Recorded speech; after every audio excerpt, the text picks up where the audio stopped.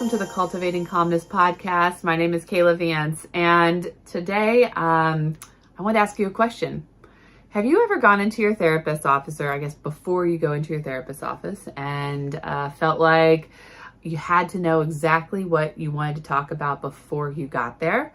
Like, I didn't have anything big happen this week. Like, my week was pretty good, or my week was the same as last week, whether that was good or bad. So, we talked about that stuff last time. So this time I've got nothing for you.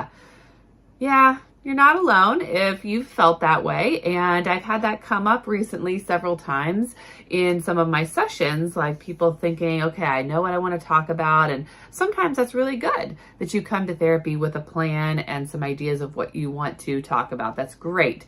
I like that you're putting thought into your therapy and considering, what's important to you and what you want to address. But I also get people who will sit and think and feel that they have nothing important to say. And, that's just not true. It may feel that way, but we all know that there's stuff going on in your life, and maybe that stuff isn't recent. So when I've had this happen, the discussion that I end up having with my clients is, you came here for XYZ reason, and have we really addressed those things? A lot of times there's, we have specific goals, but also, life happens and situations happen, and we're coming in and we're addressing situations, and we're talking about how you as the client or the person can handle these situations and stand up for yourself, or like whatever it is, like whatever the theme is. If you have difficulty setting boundaries, right, you may be coming to session with all of these situations where you struggle with, setting boundaries and holding on to them. So that may be part of the discussion. And sometimes, we hit the main things right away, and then it feels like, I got nothing. Like, you've cured me. No. Yes, the big things that maybe you came in for seem like they've been addressed right away. But oftentimes, and what I want to look at is, what are the underlying issues? What is there under the surface? So you think about an iceberg, right? You have what you can see above the surface, and then there's everything below the surface. So that's the people who maybe present to the world like they're fine, everything's great. But under, they've got those resentments, and they've got the, some depression, anxiety, fill in the blank, your stuff, right, is all there. Some people, what everybody sees is, that I'm a mess and I don't got it together and stuff's not working out, and, things suck right now. And under the surface is even more of that.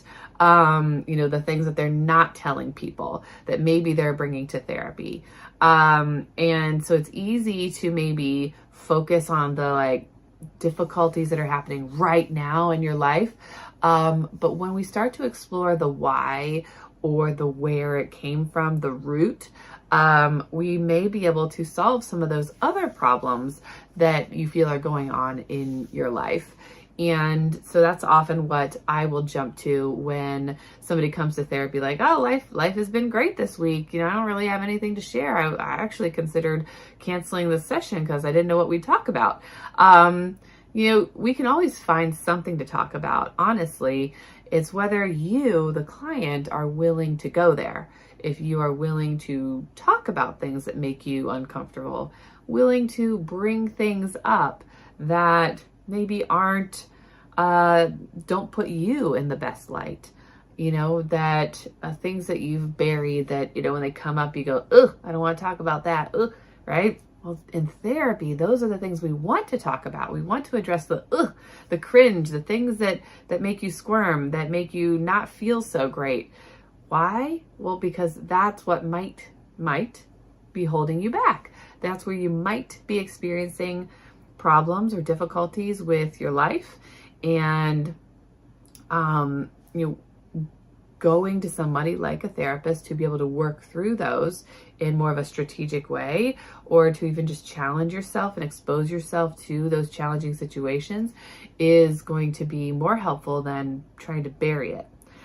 So I can't tell you how many times I've seen that happen, or even, I've been a therapist now for almost 12 years. It'll be 12 years in May, June, technically, officially. And I worked a lot with kids for many years, just kids, and now I've transitioned into working with older kids and adults. And, I do still see some younger kids, but in all of the people that I've seen, it still happens that I could be working with somebody for weeks, months, even years, and then they will share something with me that they have kept buried. Why? Well, there's many explanations for that. A lot of it, I would say, is related to some kind of safety, right? They feel safe finally sharing that information. Like, I can really trust you. You've shown me that you can be trusted, me, the therapist. Or it's been something that is just hard for them to acknowledge themselves, and they don't want to, haven't wanted to acknowledge it, so they don't bring it up. I've had people say things like, I didn't know if I was allowed to talk about that in here. Like politics is one of those things. I've had people, ask if they can talk about those things. In my office, you can talk about whatever you want. And I've heard a lot of things, and it's not my job to necessarily pick sides. So like politics is one of those things, and that is big right now. And we could do a whole huge podcast on, just politics and therapy. But in my perspective, it's not my job to pick sides and to side with you and for you to be or feel safe in my space. I have many clients that don't agree with me, my personal lifestyle, my personal choices. That's not what therapy is. You don't have to agree with my personal choices, or even the style of therapy that I do, which I tend to focus on functional mental health now. And not all of my clients are in that realm. I will bring things up, and it's my job to kind of gauge the client and understand where they're at. And if I bring things up and they're really kind of like, that's not my thing, I'll usually pull back and we won't talk about it too much. But I will, as a therapist, say, look, these things may be important. I know it's not your thing, but maybe you need to consider looking into them. So I'm not going to spend an hour harping on it and demanding that you go like see a chiropractor or something, but I will talk to you about the benefits of it. And I will say, there are great providers out there. And if you want the resources, I'd be happy to recommend some to you. And I think that this, and this is why this thing may be beneficial for you. But I can't force you to go. Same with medication. If you want medication, I will give you providers who can, treat you and get you the medication that you need. And that may not be something that I would personally do, but you're the client and I want to support you and I want you to get the help that you need. So we don't have to align 100% for me to treat you and see you and have empathy for you and understanding and want you to do well in your life. So it's like the same goes for politics. I don't have to agree with you. I have many clients who don't agree with me, but they wouldn't know. And if I'm doing my job well, they don't know what side I'm on.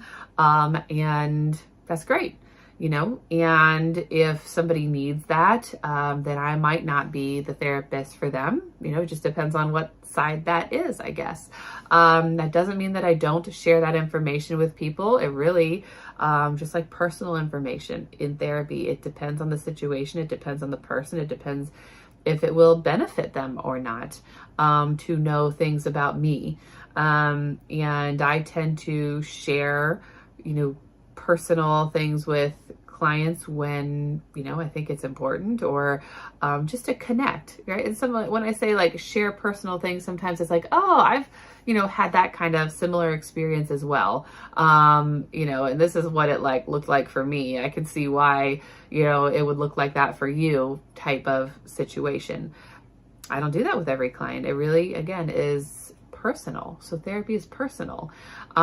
So when you are struggling to come to therapy with something, just know that if you're willing to go there and you're willing to address the things, we're willing to go there with you as well.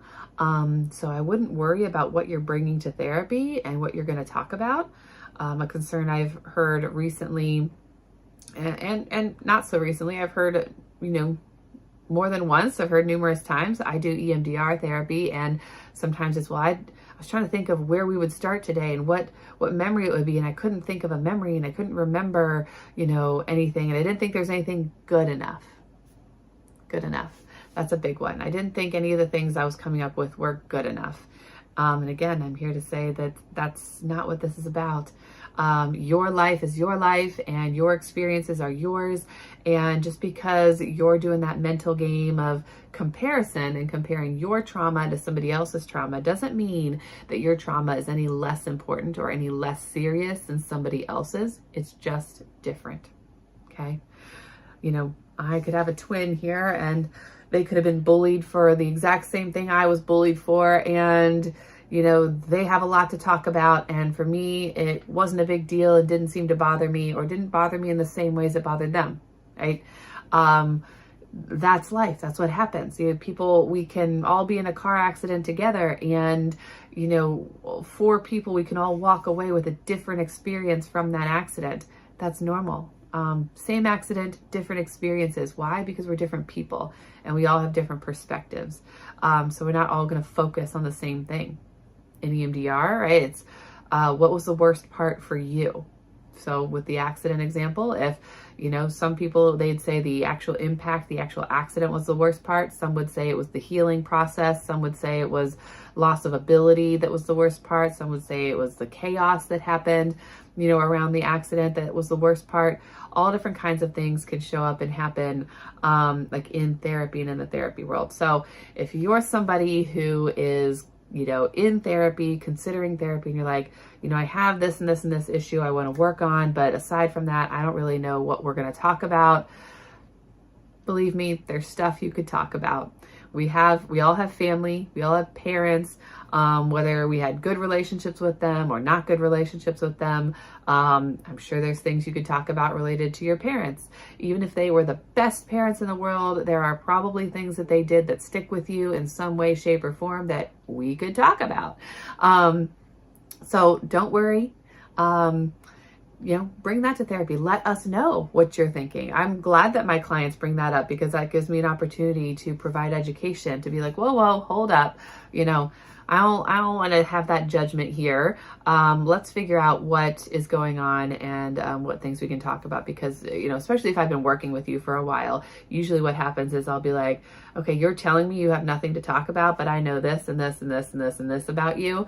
And we haven't addressed those things. So we could talk about those things. Or, we do have a history about you, even if it's small, even if it's only our second or third session, we do have a little bit of information, and we can go off of that to gather more information to help you come up with something, to talk about. So I just wanted to come on here and talk a little bit about that today. And, if you have any questions or things related to therapy, I encourage you to ask your therapist. If you're looking for one, ask the therapist that you do a consultation with. Ask them the questions. It's okay. We can answer them. And if we can't, we'll try to find you the answers, or, we'll try to admit that maybe we don't have the answers, because we don't have the answers to everything. And not every therapist is going to be the best fit for you. So that's okay too. Sometimes people will see me, I'll see them once or twice, and, or a handful of times, and realize, yeah, this isn't working. This isn't what I need. And that hurts as a therapist, but also I recognize, like, I'm not for everybody, but I'm also a great fit for other people. And that's just the way the world works. And so I want you to find the person that works best for you and that you kind of mesh with. And that takes a little bit of searching sometimes. So ask the questions. Try not to hold back as best you can, and know that we're here. You can trust us, and we hold on to a lot of that stuff, and there's no judgment. At least there shouldn't be. And if you feel like your therapist is judging you, then have a conversation about it if you feel comfortable, or that may be a sign that maybe you want to find a new therapist if you feel like, if that's the vibe you're getting from them. It's also good to have a little insight and recognize, is that just something I'm feeling? Is that reality? Or is that just something that I have to work on myself? A lot of times that is something we have to work on. We're worried about what other people think all the time, when really that's not what's going on. It's something in here. So thank you for joining me today, and I will hope to see you again next week. And oh my gosh, I forgot to say it. I wore this shirt and it is spring. It is spring. Woohoo! Here in Ohio. So the clocks jumped forward. We get more sunlight. Thank you. I'm so glad that we get more sunlight and it is starting to warm up. So I hope you are enjoying that too. And I will see you again next week.